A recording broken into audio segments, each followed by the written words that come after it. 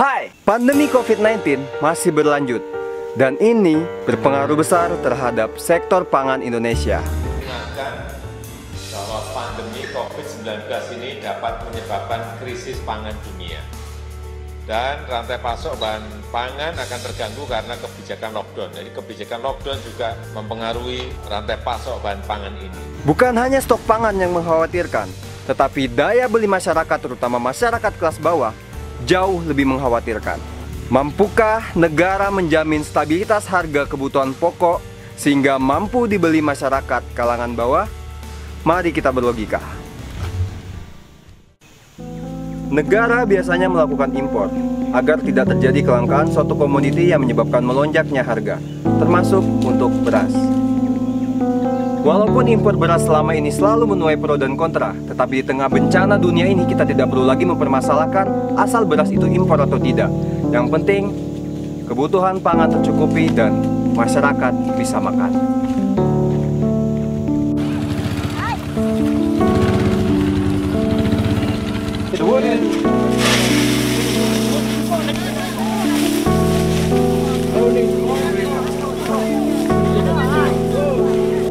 Tapi, jika stok beras kita kurang, maka kita akan mengalami kesulitan. Karena saat ini Thailand dan Vietnam yang merupakan eksportir terbesar untuk pasokan beras di Asia membatasi bahkan menghentikan ekspornya karena mereka concern pada ketahanan pangan domestiknya.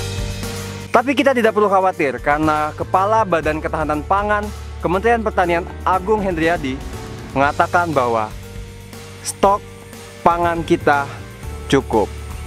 Pemirsa, Menteri Pertanian Syahrul Yassin Limpo memastikan stok pangan terutama kebutuhan pokok dan produk hewan dalam keadaan cukup dan aman di tengah pandemi COVID-19. Stabilitas harga pangan juga senantiasa dilakukan dengan menjaga ketersediaan bahan pangan dan alur distribusi yang tidak terganggu.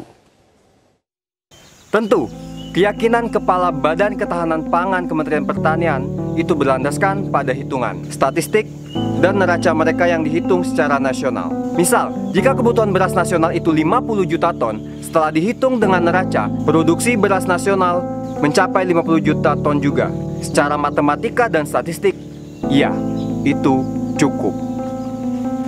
Tapi yang perlu kita ingat bahwa hampir 50% sawah yang ada di Indonesia ada di Pulau Jawa. Mampukah hasil panen raya itu menjangkau pelosok-pelosok yang ada di Indonesia sehingga stok dan harga stabil secara nasional?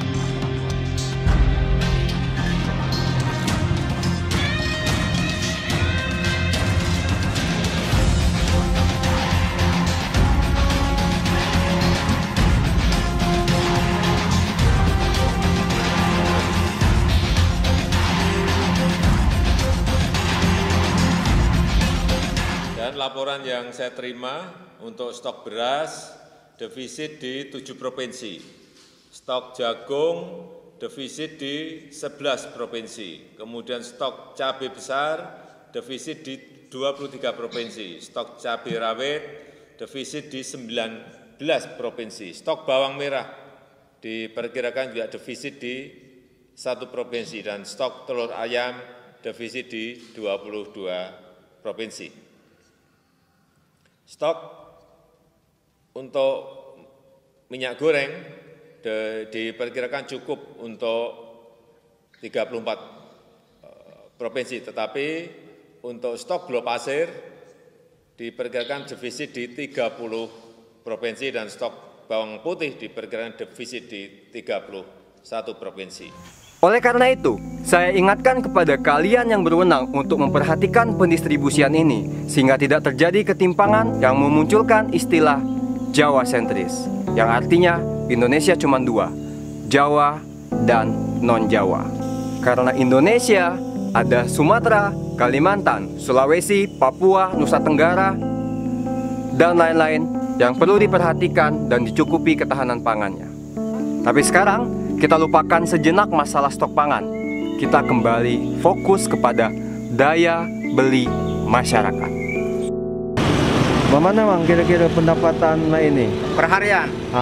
Kalau perharian semenjak ada corona ini, pencarian kami ini katik pemasukan, tidak ada pemasukan. Sepi pasarnya. Katanya ada bantuan, tapi ini udah sampai kami. Oh belum? Belum. Bantuan apa? Ini berapa harga ayam ini? Ayam Selawi. Selawi. Lah turun gratis ya semenjak corona nih. Makan yang sulit. Tahu. Tarian banyak. Bayar udah tahu. Nah, lo mana sini nak? Tahu. Sepi ini pasar ini ya? Sepi pasar. Harga ayam Selawi awal dulu sebelum corona nih 50-an.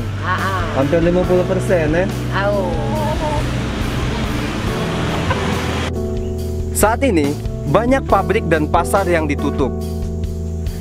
Sehingga banyak karyawan yang di-PHK dan para pedagang juga banyak yang kehilangan mata pencaharian mereka. Pun ada pasar yang buka, tetapi transaksi jual beli menurun drastis. Penjualannya lumayan ini? Lah drastis nuhun. Biasanya 6 5 habis menisagi kalau habis. Biasanya segitu 65. Mau lagi di dia Covid kan. Amun ini siko lagi suka lagi. Siko lagi suka. Ya, suka. Kadang dia habis pulang es pulang.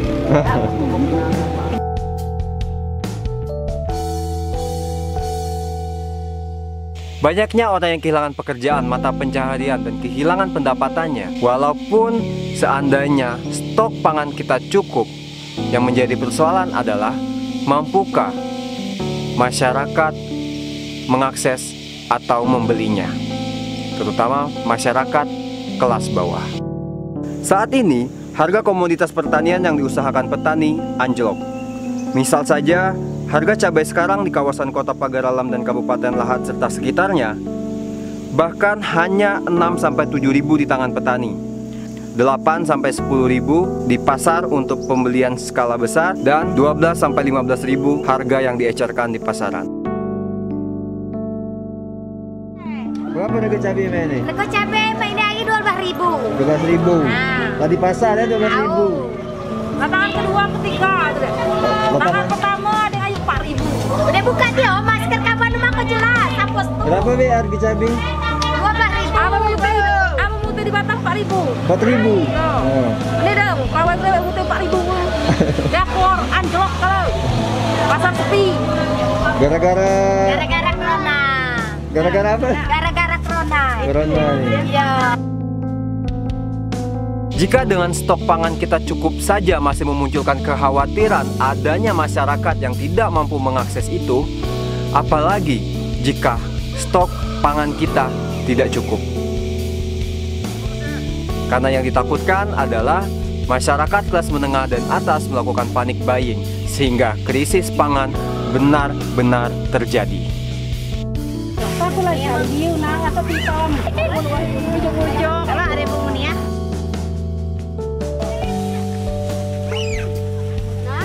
Alvin, masa nih?